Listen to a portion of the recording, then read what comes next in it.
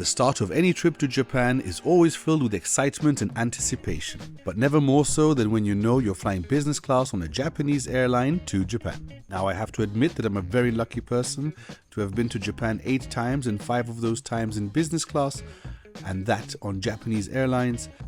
Makes this not my first rodeo, but still feels like the first time. But that doesn't mean that I don't have any reservations about this flight. Now, my excitement, of course, comes mainly from the excitement of going to Japan, because this is the inferior seat compared to if you fly from London with ANA The Room, which is an unbelievable product. This is one of the best business classes in the world, but nonetheless, being able to fly to Japan in business class is always a treat, even if it is on one of the older B787s. But once again, I was lucky enough to snag seat 8A, which is one of my favorites. This is a bulkhead seat with a bigger footwell, and also because you're at the front of the cabin, you don't see anyone, and so it feels a lot more private. Another thing is that you're ensured 2 full windows, which can't be said for every single seat. In fact, you almost get 2.5 windows, and this seat is actually next to the window. Now, I also had high hopes for this route because it was the first time I was flying from Frankfurt, and I was hoping to have a less bumpy ride than when you fly from London. I don't know why I'm always so unlucky, but for some reason every single time I had really bumpy rides, so I was hoping this time was going to be different. Now, I was happy to see, apart from a scuff on the bulkhead, that the seat was in really good condition. That's the Japanese care after all. I did find the remote control to be quite ancient, but it works, and the controls for the seat are also quite simple, but they work too. Now, here is a look at the seat in all its glory. Now, with this very large cabinet on the right hand side that also adds to the privacy feeling when you're sitting in this front seat. To be honest with you, nobody should complain about this, and it's only because I've been spoiled by other business classes and their own business class. But this is more than adequate for anyone to fly halfway across the world, because that's exactly what we're doing. It's about a 14-hour flight. I knew I had a lot of exciting food to look forward to, and in general, how can you be in a bad mood if you're flying to Japan?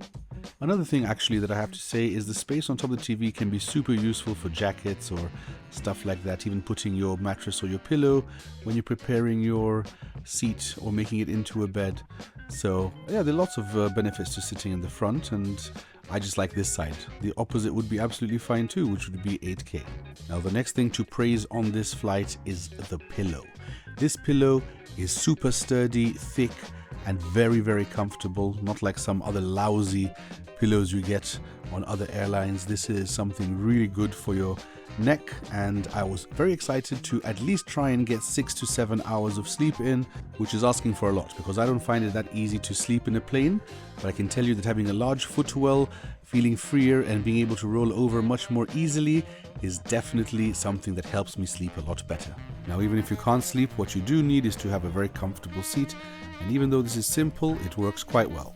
Now, as I mentioned earlier, we're flying on a Boeing 787, and apart from the 777-300ER that flies from London, there are absolutely no flights from anywhere in Europe that fly with their flagship product.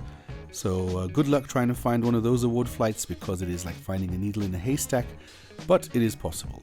But as you can see, you have to be a little bit flexible, and I was happy to redeem 70,000 miles and more to fly from Zurich to Japan.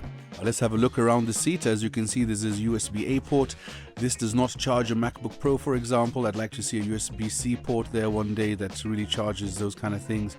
But at least there's also an international power socket, and you can put your own adapter in there, and then it does charge at full speed. Now back to our 90s controller here, which is basically only useful for the light and for calling the flight attendants. But at least the headphones from Sony are really good quality and noise cancelling, and the screen does respond well to touch. Under the footrest in front of me, you can see a brown rolled up pillow, and this thing is going to come and save my life, because by the end of this trip I'm going to get hospitalized in Osaka. So if you want to hear more about that, please subscribe. The video is going to come up, and yes, that is now my favorite item that I travel with, a pillow from Amazon. And here we can also observe the amount of wasted space right next to the seat. I don't know why they didn't do some kind of design, change to make it go all the way to the side, get a few centimeters extra. But yeah, if you want that, fly with the flagship product, obviously. Of course, the service and the food and the safety video by Pokemon is the same on all the flights. And I was definitely looking forward to takeoff and the food that was going to come once we're in the air. And a few seconds later, I was leaving European ground to fly 8,500 kilometers or 4,000 miles to Tokyo. food, nightlife, fishing, island hopping, and a whole arrangement of other exciting things and not so exciting things like hospital visits were all ahead of me. But at this point I was completely oblivious to those facts, and I was just happy to see the sun shining, and it was time to have a look at the amenity kit. Now let's bust out the table, which I have to say is one of the more stable ones in the air. Quite a lot of pressure on there and it still feels quite solid. Definitely a laptop worthy table. But for now we will grace it with this amenity kit from Ettinger.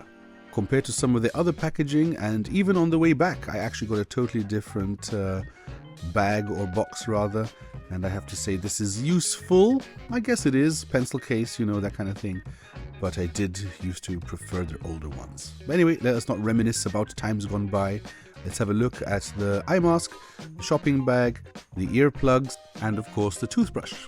Next up are the only things really of value in here, which are the Aveda products. One is a body lotion and the other one is a lip balm, both of which are really useful for the flight, especially with the eye mask. The bag itself, even though not as good as the old ones, is probably the most valuable item of all and can be used for makeup sets and who knows what else.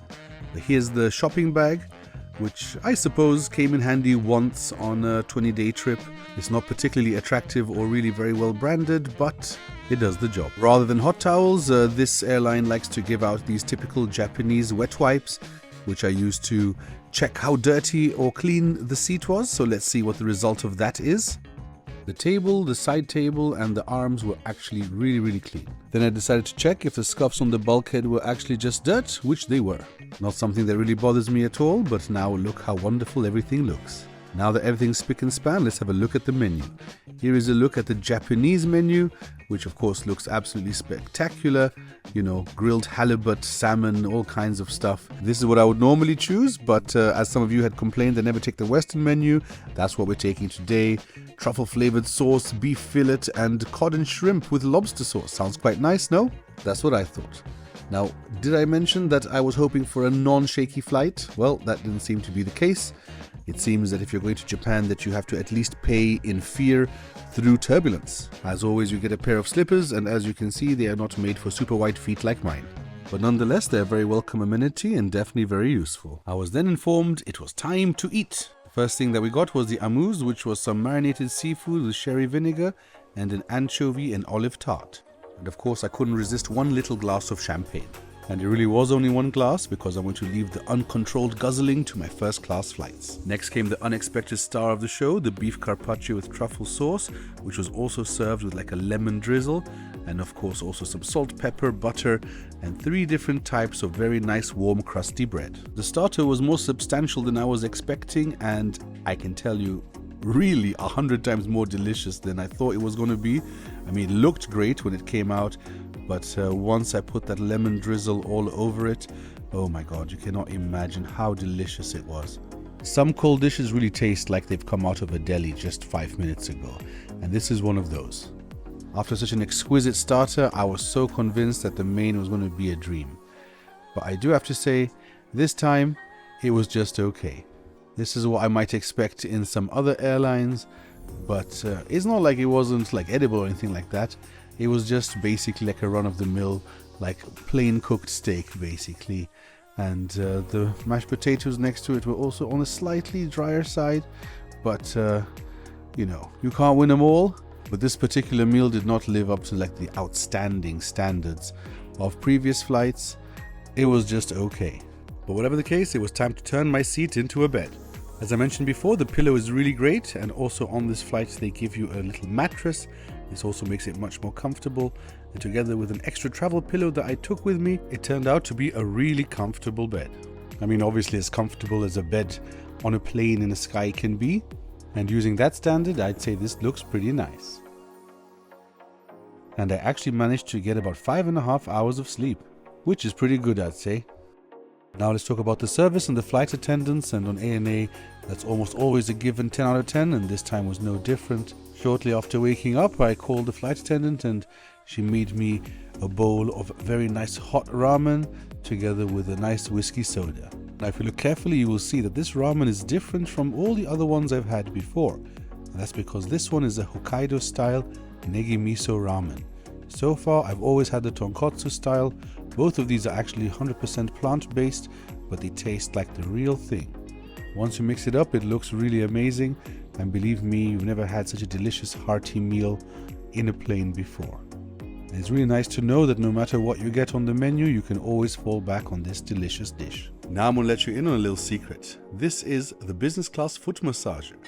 Yes, you can ask the flight attendants for it, and then you can warm up your feet before your next meal. And that's how I warmed myself up for breakfast. And believe me, after my Western main course, I decided I was going to have the Japanese breakfast, which of course, look at this, looks absolutely beautiful. The pickles were on point, they were nice and sour and spicy, but of course the main event, the salmon. This salmon was so juicy and also packed with like barbecue flavor, unbelievable. And the rice packaged in the little white paper, some of the best rice in the whole world in my opinion. And together with a nice little soup, you will have a very good base to start your trip in Japan. Because although this flight was 14 hours long and I was awake for 9 of those hours, it still felt like it passed really quickly. I mean, I didn't even watch a single movie. I guess it was the free Wi-Fi that definitely kept me entertained. And all in all, this is a flight that I can 100% recommend. And I'll probably end up flying with them again to Japan next year or next time. I hope you liked that video. If you did, please like and subscribe. And I hope to see you next week with the next review. See you there.